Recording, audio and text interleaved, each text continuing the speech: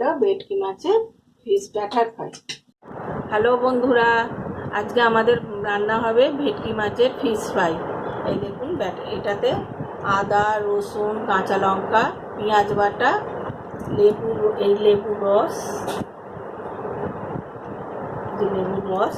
মরিচের গুঁড়ো, একটু সামান্য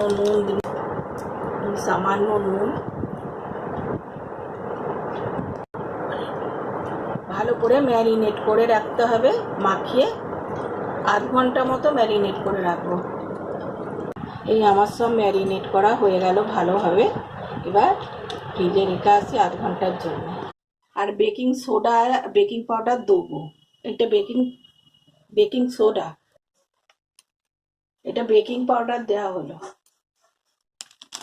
গোলমরিচের গুঁড়োটা দেওয়া হলো, দিয়ে দিলাম। ভালো করে ফেটাতে হবে এইটা সব কিছু দিয়ে। হয়ে গেছে বন্ধুরা, ফ্রিজ থেকে বার করে নিয়ে এসেছি ম্যারিনেট করা ফিলেটা।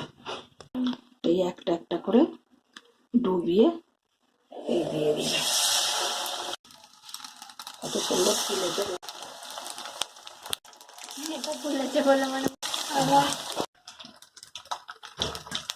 সুন্দর হয়েছে দেখুন বন্ধুরা। এই তুলে নেওয়া হয়েছে ভেটকি মাছের ব্যাটার ফ্রাই। খেতেও খুব সুন্দর।